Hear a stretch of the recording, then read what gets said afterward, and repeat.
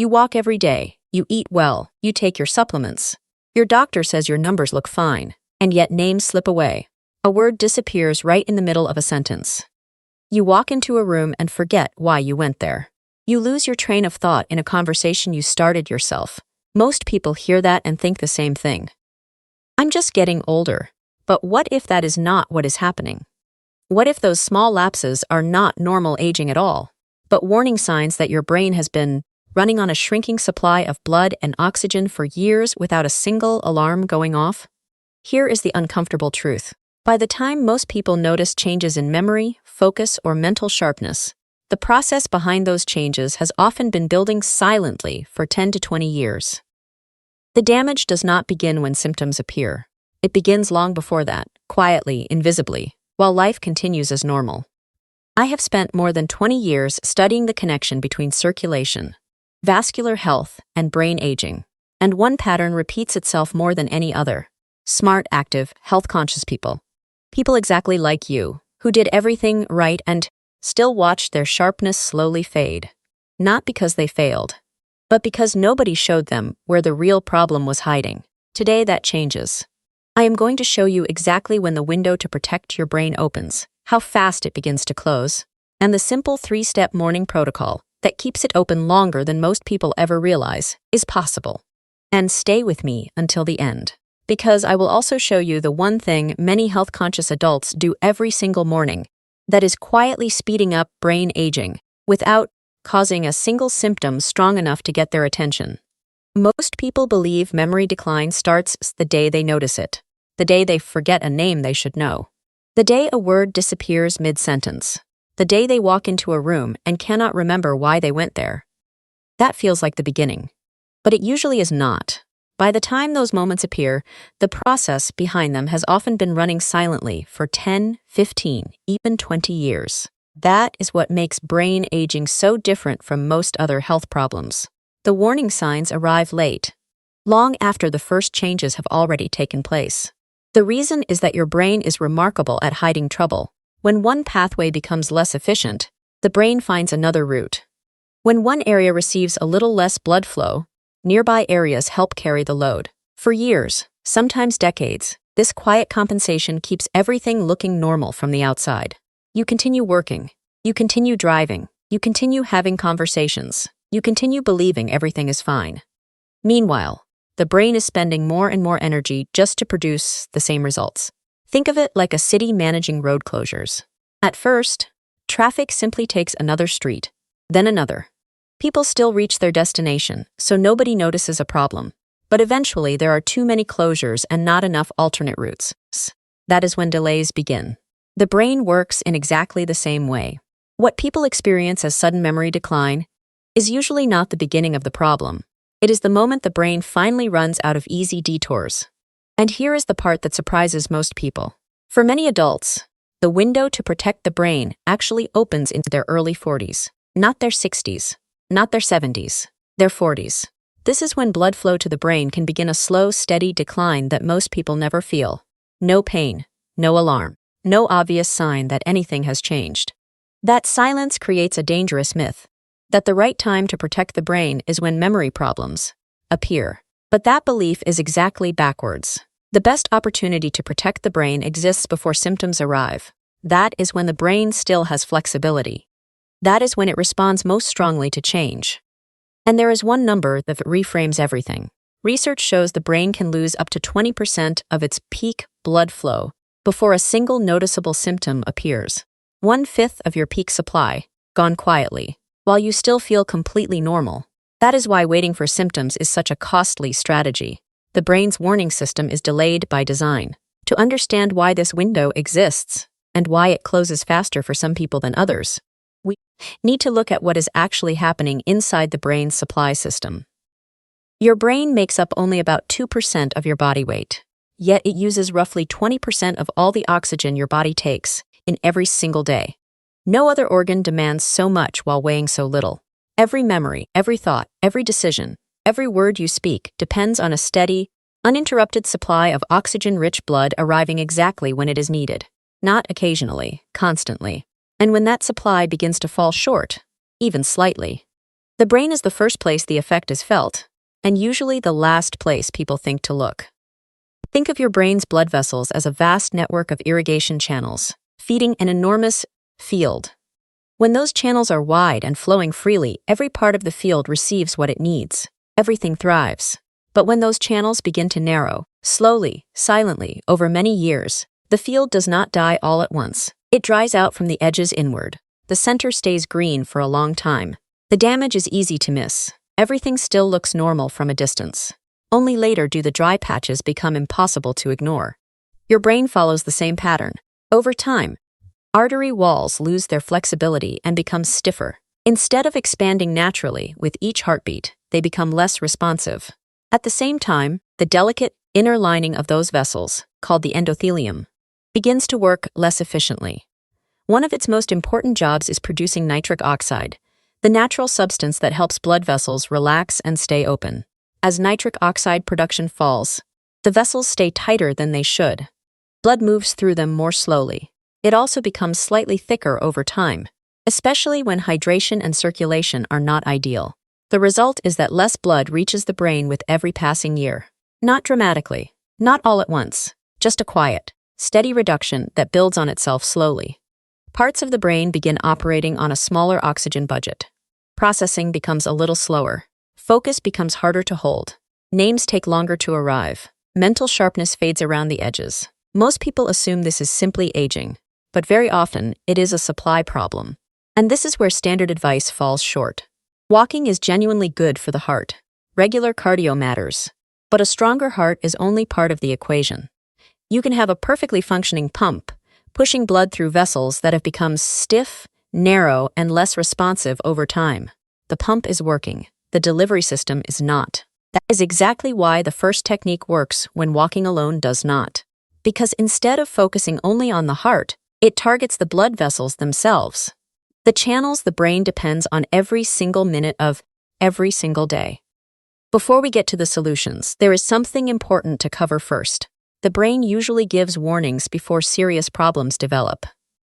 The challenge is that most people do not recognize those warnings for what they are. Let me be clear about something before we go further.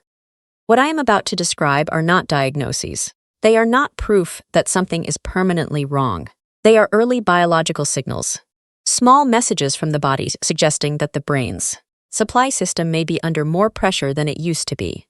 Think of them as yellow lights, not red ones. A signal to pay attention, not a verdict on what has already been lost. The first sign is afternoon brain fog, not normal tiredness after a busy day, not the result of a late night. This is a specific drop in mental sharpness that tends to appear between 2 and 4 in the afternoon. You feel slower. Tasks take longer. Concentration becomes harder to hold.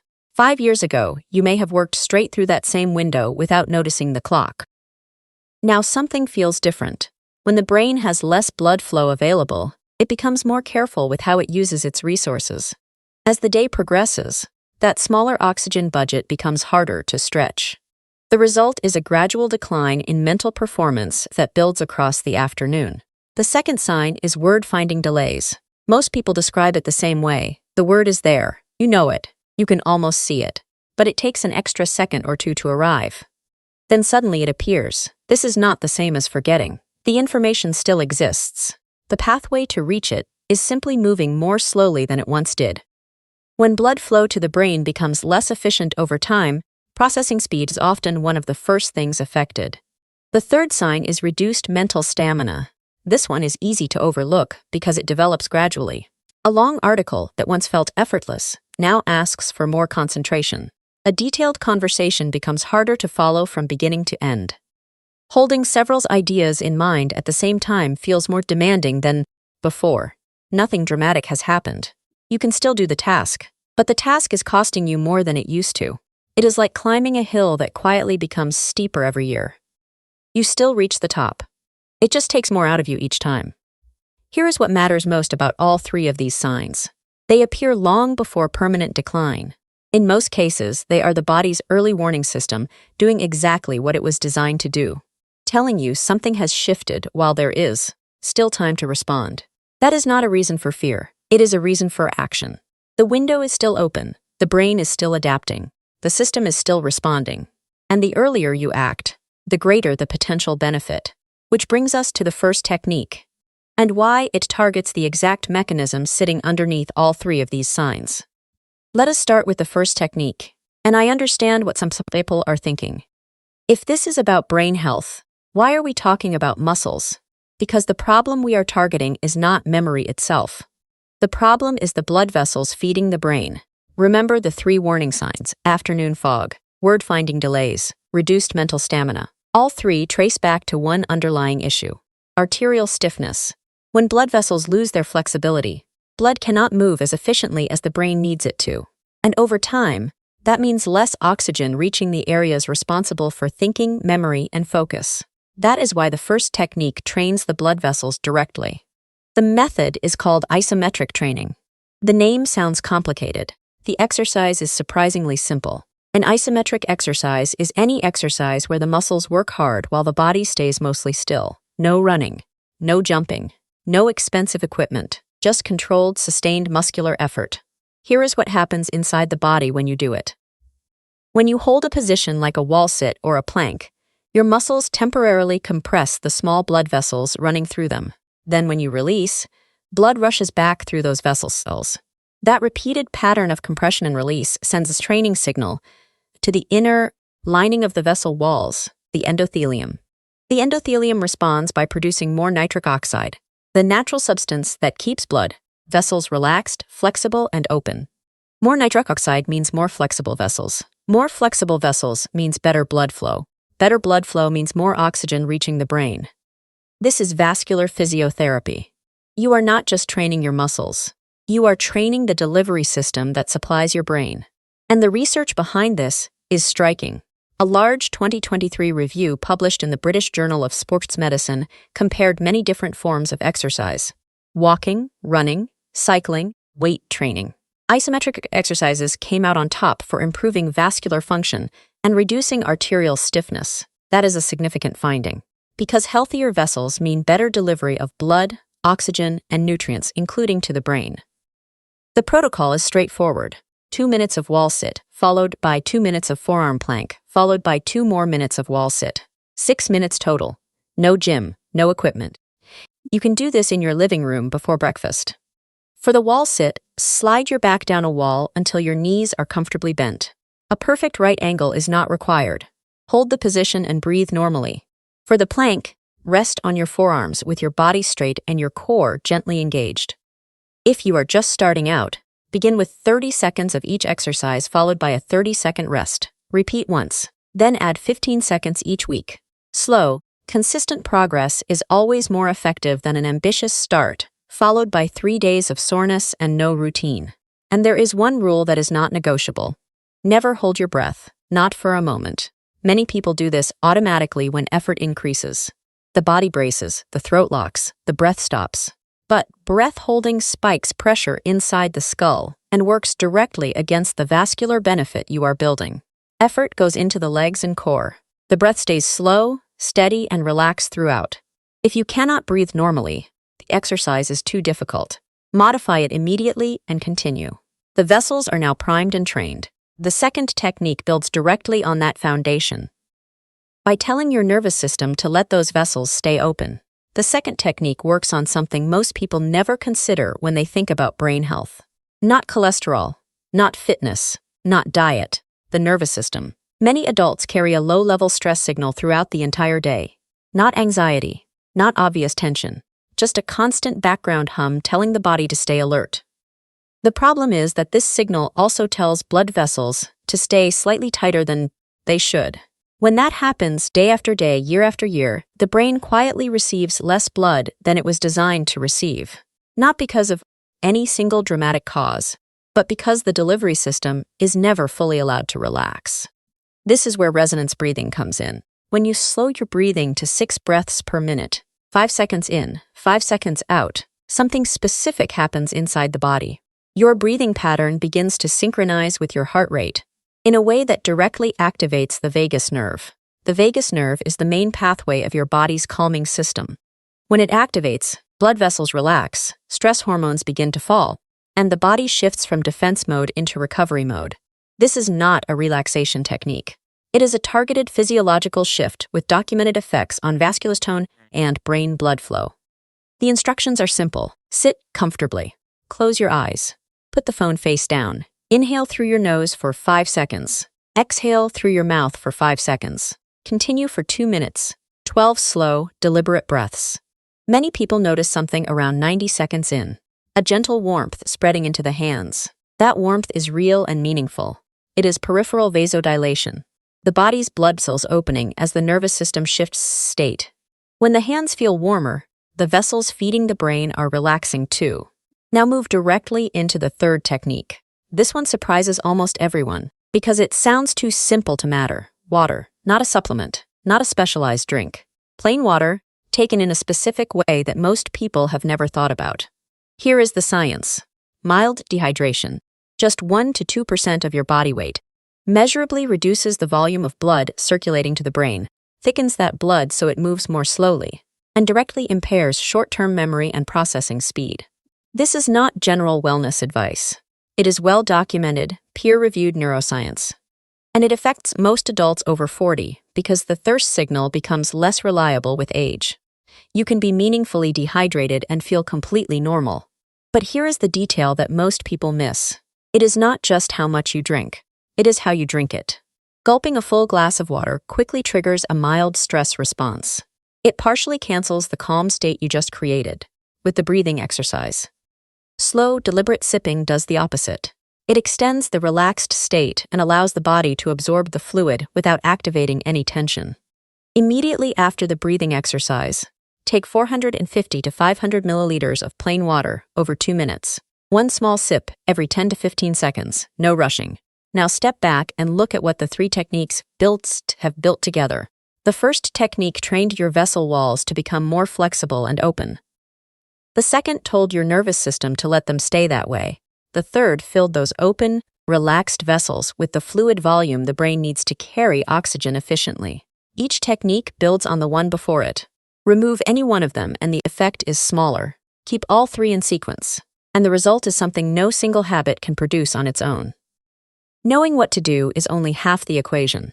The part that actually determines whether any of this changes anything for you is whether you do it consistently, not perfectly, not heroically, just consistently, day after day, until the results have time to build. And consistency rarely comes from motivation. Motivation shows up strong on day 1 and quietly disappears by day 5. What actually keeps a routine alive is structure. The most effective way to build that structure is called habit stacking. Instead of creating a brand new routine that competes for space in your morning, attach the protocol to something you already do automatically every day. Brushing your teeth, switching the kettle on, letting the dog out. Pick one anchor and keep it the same every day. When the brain sees the new habit attached to a familiar one, it stops treating it as a separate task. It becomes the natural next step in a sequence the brain already knows. Environment matters just as much. The night before, put the mat where you will see it. Leave the glass on the counter. Remove every small obstacle between waking up and starting. This sounds minor, but it is not. Every extra step, finding the mat, remembering the glass, deciding where to stand, is a small decision. And small decisions in the early morning become excuses faster than most people expect. Make the right choice the easy choice by designing the space around it. And on the mornings when life gets in the way, because it will, use the minimum viable version. 1 wall sit, 6 breaths, half a glass of water. That takes less than 3 minutes. It is not the full protocol, but it keeps the identity alive. It tells your brain that you are still someone who does this. Missing one day is not the problem. Deciding that a missed day means the habit is over, that is the only real failure. Track it simply. At the same time each day, make a note. Did you complete the protocol? How did the afternoon feel? Was your focus more consistent? Within 2 weeks, patterns often emerge that no doctor's appointment can show you. Now let us talk about the 4 mistakes that quietly stop people from seeing results. The first mistake is holding your breath during the wall sit or plank. Many people do this without realizing it. The moment effort increases, the body braces automatically. But breath holding spikes pressure inside the skull and cancels the vascular benefit entirely. Keep the muscles working and the breath soft throughout. Effort in the legs, softness in the breath. The second mistake is rushing the breathing exercise. 5 seconds in and 5 seconds out is not a suggestion. It is the specific rhythm that activates the vagal response. 3 seconds in and 2 seconds out feels similar but produces a different physiological result. Use a timer. Commit to the full 2 minutes with your eyes closed and the phone face down. The third mistake is gulping the water. After the breathing exercise, the nervous system is in a calm and open state. Drinking a full glass quickly introduces a sudden physical load that nudges the body back toward tension. Slow sipping preserves what the breathing built. Do not rush the finish line. The fourth mistake is starting too aggressively. Many people hear 2-minute wall sit and attempt the full duration on day 1. Then they wake up sore and quietly stop by day 3. 30 seconds is a legitimate and effective starting point. The vessels respond to the signal, not the duration. Build slowly, and the habit survives long enough to produce real results. Because when it comes to protecting the brain, the people who win are not the ones who do the most on day 1. They are the ones who keep showing up. Let us bring everything together. Today, you learned that the window to protect your brain does not open when symptoms appear. It opens years earlier, often decades earlier. And that means the small signals most people quietly dismiss today may be the most valuable warning signs they ever receive. You now have a simple, complete plan. The first technique is the 6-minute isometric routine. Wall sit, plank, wall sit. This trains your artery walls to become more flexible and responsive, restores nitric oxide production, and improves the blood flow your brain has been quietly missing. No equipment, no gym. 6 focus minutes. The second technique is 2 minutes of resonance breathing. 5 seconds in through the nose, 5 seconds out through the mouth, 12 slow breaths, eyes closed, phone down. This activates the vagus nerve, switches off the chronic low-level stress state, keeping your cerebral vessels tight, and creates the exact physiological conditions the brain needs to receive more blood. The third technique is 2 minutes of targeted hydration. 450 to 500 milliliters of plain water taken in slow, deliberate sips immediately after the breathing exercise. This restores blood volume, reduces thickness in the bloodstream, and locks in the calm state the breathing created, giving the brain the oxygen, carrying capacity it needs to function at full capacity. 10 minutes, 3 techniques. 1 sequence. Here is a realistic picture of what to expect. On day 1, most people finish the routine feeling calmer and slightly more clear-headed. Nothing dramatic, just a noticeable difference in how the morning ends. By the end of the first week, afternoon energy dips begin to ease and mental focus feels more consistent throughout the day. Around week 4, improvements in sharpness and concentration become harder to ignore. And by week 8, the shift is no longer about individual good days. It is a new baseline, the brain receiving better support consistently, and the benefits building on one another. Before you begin, one important reminder. If you take medication for blood pressure, blood thinning, memory, or any cognitive condition, speak with your doctor before starting. This protocol is designed to support your health and complement your medical treatment. It does not replace professional care. And if at any point you experience dizziness, chest discomfort, sudden confusion, or any unusual symptoms, stop immediately and seek medical attention. Now here is what I want you to truly take away from today. Your memory is not failing you because your body gave up.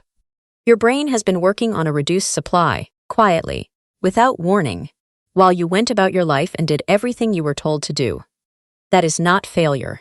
That is a system running without the right information. The brain is remarkably resilient. For years it adapts, it compensates, it finds ways to keep going. But it responds far better when given the right support before the warning signs become impossible to ignore. The window is not closed, but it does not stay open on its own. It responds to action, not intention. You now know when the window opens. You know what starts to close it. And you know exactly what to do every morning to keep it open longer than you thought was possible. That is not a small thing. That is the difference between reacting to decline and getting ahead of it. Now I would love to hear from you.